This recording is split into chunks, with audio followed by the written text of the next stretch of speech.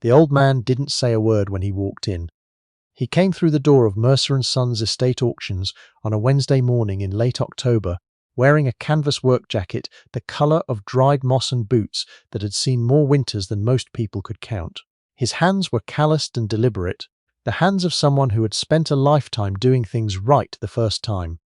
He walked slowly, not because he was frail, but because he had long since stopped being in a hurry for anything. The auction house sat on the edge of Trenton, Ontario, a mid-sized operation that had been doing brisk business since the old CFB Trenton-based community started thinning out.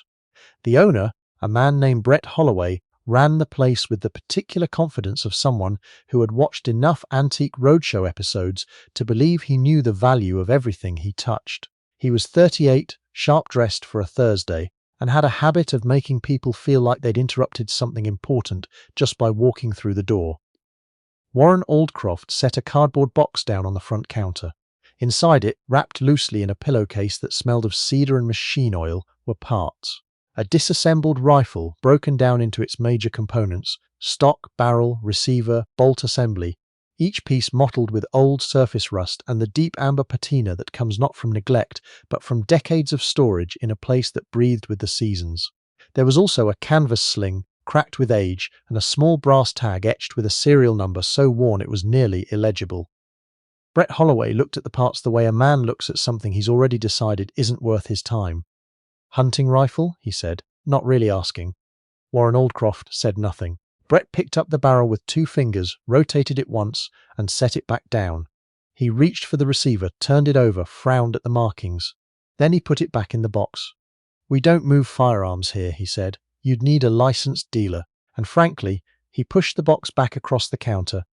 "Even if we did, this isn't something I'd take on consignment. The condition alone would put buyers off." Warren Aldcroft looked at the box for a moment. Then he looked at Brett Holloway. He picked up the box without a word and walked back out the door. His name was Warren Aldcroft, and before that it was Sergeant Aldcroft, and before that it was Warrant Officer First Class Aldcroft, 1 Canadian Mechanized Brigade Group, a designation that would mean very little to you unless you knew what it meant to earn it. And even then, Warren would tell you it meant nothing at all. He was 73 years old. He had served 26 years with the Canadian Army, including 3 tours that he never discussed in sequence, and only rarely discussed at all. He had been to places that don't appear in civilian conversations: Medak, Srebrenica, the Kandahar district in the years when the roads were still being named after the men who died on them. He lived now in a small house on the edge of Belleville, half an hour west of Trenton, a house he had bought with a quiet determination to finally own the walls around him. His wife, Carol, had died 4 years ago. His daughter lived in Calgary and called on Sundays. His son had not spoken to him in 7 years for reasons that were complicated and, Warren felt certain, would never fully resolve themselves in the time he had left. He was not a sentimental man, but he was a precise one, and precision over the years had taught him one consistent truth: that the people who spoke the loudest about what something was worth were almost always the people who understood value the least. He found the rifle in the basement of a house in Cobourg. It belonged to a man named Douglas Price, 91 years old, merchant marine, Second World War, a man who had spent the last decade in assisted living in Port Hope while his house sat sealed and unmaintained, heating bills paid by a nephew in Mississauga who had no interest in the property and less interest in its contents. When Douglas Price died in August, the nephew hired an estate company to clear the house in 3 days. Warren had heard about the clearance through a woman at his Legion branch who knew the family. He'd driven to Cobourg on a Tuesday morning, paid the estate company $200 for access, and spent 4 hours in that basement alone. The basement was the archaeology of a long life. Fishing gear, hand tools, mason jars sealed with paraffin wax, a set of Encyclopaedia Britannica from 1962, a rusted ice auger, a canvas duffel bag stenciled with the letters DA, MN, and in the far corner, behind a defunct oil furnace, wrapped in a wool blanket inside a wooden ammunition crate, were the parts. Warren had not been looking for a firearm, but when he unwrapped the first piece and felt the weight of the receiver in his hands, he stopped moving for a long moment. He had seen this profile before, not in a museum, not in a photograph. In Germany, 1993, during a decommissioning exercise at a West German armory that was being absorbed into the Bundeswehr following reunification. A Canadian liaison officer had been called in to observe the cataloguing of legacy weapons. Warren had been that officer, and one of the weapons laid out on the long table that afternoon, one of perhaps 12, had been a Ross rifle, the Canadian-manufactured bolt-action that had equipped Canadian soldiers in the First World War. It was beautiful and deeply flawed in equal measure, and Warren had spent 20 minutes with it before handing it back.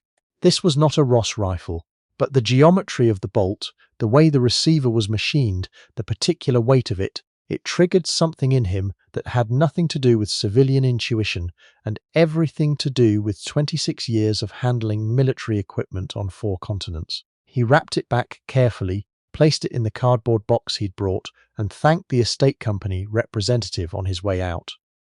He drove home to Belleville. He did not open the box until the following morning. Let's be honest about something, because the story doesn't work unless you understand this part. Warren Aldcroft was not a collector. He had never browsed gun shows or rifle forums or the kind of Facebook groups where retired men argued about headspace tolerances and historical accuracy. He did not own display cases or velvet-lined cabinets. What he had was something harder to catalogue.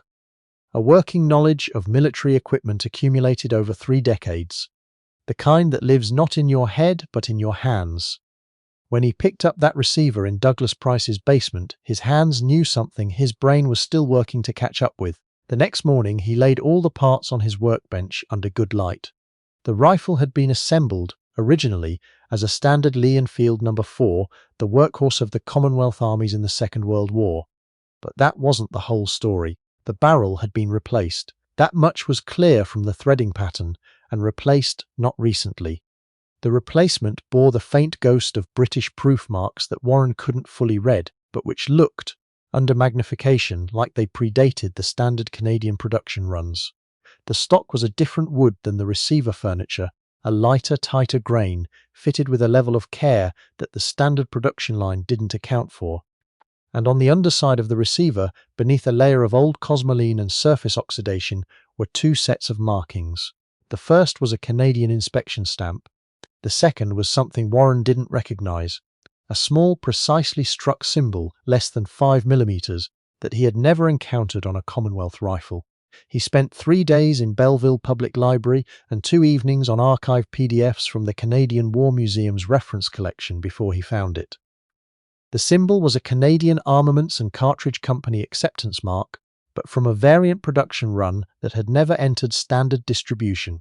In 1943 and 1944, a small number of Lee Enfield rifles, the exact count is disputed among historians, with estimates ranging between 40 and 80, had been modified to a specification requested by the Office of Strategic Services, the American Wartime Intelligence Agency, for use by agents operating in occupied France. The modifications were modest but deliberate. Barrel replacement for improved accuracy at mid-range, a flush-fitting scope rail fitted at the factory rather than the field, and a reduced stock profile for easier concealment. Because the work was done in Canada rather than the UK, the rifles never appeared in British Armoury records. Because they were designated for OSS use rather than standard military supply, they were never included in Canadian production tallies. Most were never returned. The rifle sitting on Warren Aldcroft's workbench in Belleville, Ontario, had belonged to Douglas Price, who had served as a radio operator on the convoy routes between Halifax and Liverpool. But before it was Douglas Price's, it had belonged to someone else, someone whose name was attached to it by a single handwritten line in a transit manifest. Warren eventually found through Library and Archives Canada, a document that had been digitized in 2019 and tagged with precisely one search term that mattered: modification.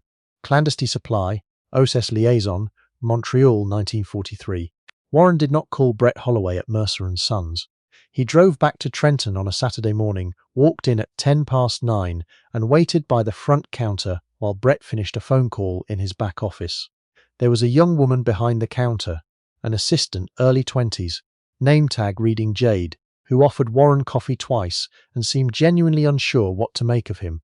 When Brett came out, he stopped for a fraction of a second when he saw the same canvas-jacketed old man from the Wednesday visit. He recovered quickly. Too quickly, Warren noted. "Mr. Brett started. Aldcroft," Warren said. "Mr. Aldcroft, I think we covered the situation pretty thoroughly last week. I have documentation," Warren said. He set a manila folder on the counter. Brett Holloway looked at the folder the way a man looks at something he has decided in advance is not going to change his position. But he was a businessman, and businessmen are genetically incapable of not opening a folder that might contain something valuable. He opened it. Inside, a certified copy of the Library and Archives Canada Transit Manifest.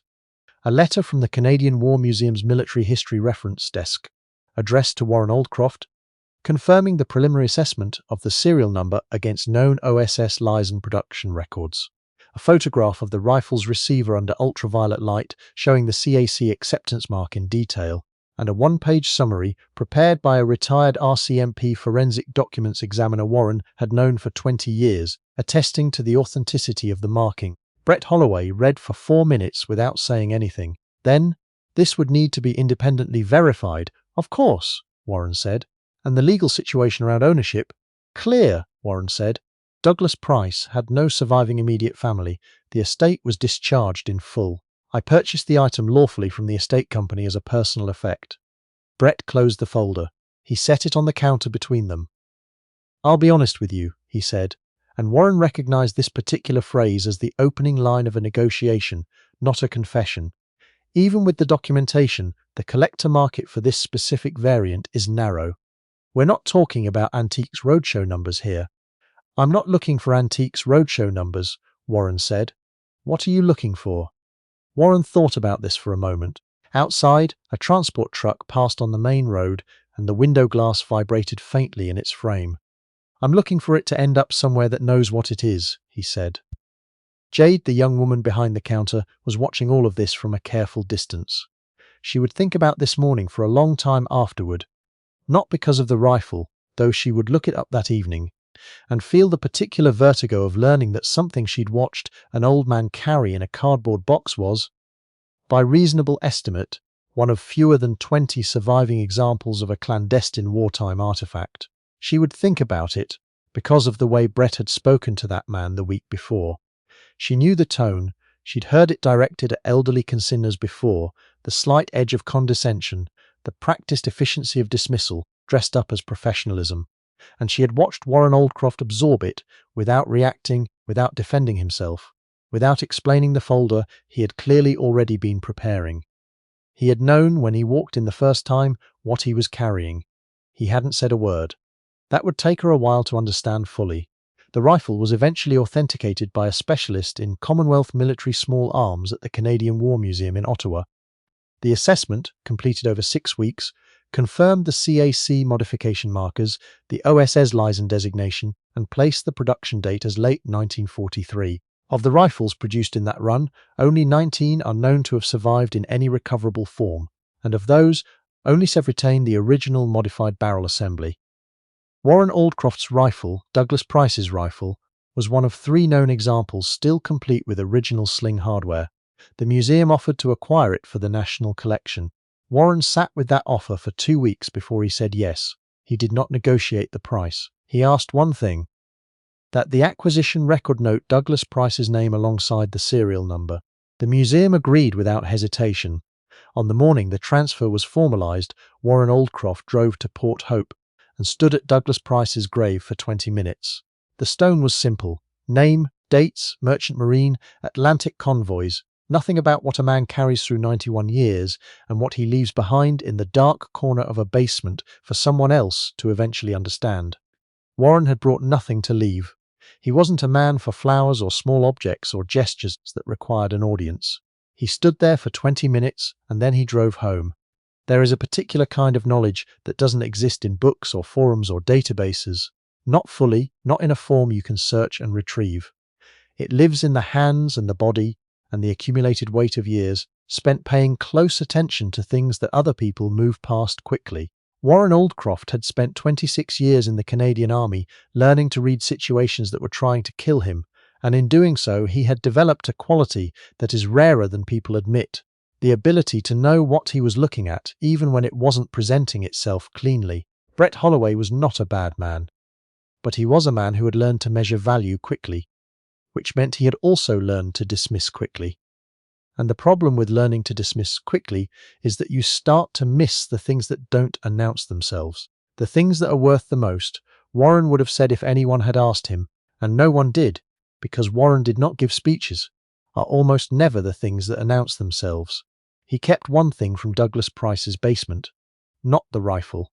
Not any of the other items he'd looked at and left behind. A small, water-stained cardboard folder that had been tucked inside the wooden ammunition crate beneath the wool blanket, folded flat. Inside the folder were 3 photographs. Black and white, standard wartime size. 2 were convoy images, grey water, ships in formation, the particular drab enormity of the North Atlantic. The third was a crew photograph, 8 men on a dock, taken somewhere cold, the year written in pencil on the back, 1944. Douglas Price was the third man from the left. Young, squinting into the sun, no rank insignia, just a young man from somewhere who had crossed that ocean multiple times in ships that submarines were actively trying to sink because someone decided it was necessary and he had agreed. Warren had the photograph framed. It hung in his hallway between the coat hooks and the door to the kitchen, where he would pass it every morning on his way to make coffee. He was not Douglas Price's family, he had never met the man, but he had spent enough time in that basement and in those archive files to understand something about who Douglas Price had been, and he felt, with the quiet precision that had governed everything he'd ever done, that someone should know. Brett Holloway called Warren 3 months later. There had been a piece in a regional magazine, Trent Hill's Living, of all places, that had covered the museum acquisition. Warren's name appeared briefly, described only as a Belleville veteran and collector. Brett had read it twice before dialing. The call lasted 4 minutes. Brett said he was sorry for the way the first visit had gone. He said it honestly, without excess, the way a man says something he's rehearsed enough to actually mean. Warren said he appreciated it. There was a pause. "I didn't know," Brett said. "I should have asked more questions." "Yes," Warren said. "You should have. Not unkindly, just precisely." His daughter called from Calgary that Sunday as she always did. She had seen the magazine piece. She said she was proud of him. She asked if he was eating well. He said he was. She said she was going to try to come out in February, if the flights were reasonable. He said he'd like that. After he hung up, he sat for a while at the kitchen table with his coffee going cold. Outside, the first real snow of the season was coming down over Belleville, the steady, unhurried kind that settles in without drama and stays. He thought about Douglas Price crossing the North Atlantic in winter. He thought about the 8 men in the photograph on his wall, and how 7 of them had names he didn't know, and how history had a way of absorbing entire lives and leaving only a serial number and a date. He thought about Brett Holloway, who was probably a decent man underneath the performance of confidence, and who had done the harder thing by calling. And then he got up, rinsed his cup, and went out to clear the front walk before the snow got ahead of him. He worked slowly, without hurrying, in the quiet of a Canadian November morning. The scrape of the shovel, the cold air, the particular stillness of a town that is mostly asleep and mostly at peace. There was no one watching. There was nothing to prove. He had known what he was holding from almost the first moment he touched it, and he had done what needed doing, the same way he had always done what needed doing, without announcement, without explanation, without waiting for anyone's permission or approval. The walk was clear by 7:30. He went inside, made a second coffee, and sat down at the kitchen table with Douglas Price's photograph on the wall across from him, and the morning light coming in through the window, and the snow still falling, quietly, over everything.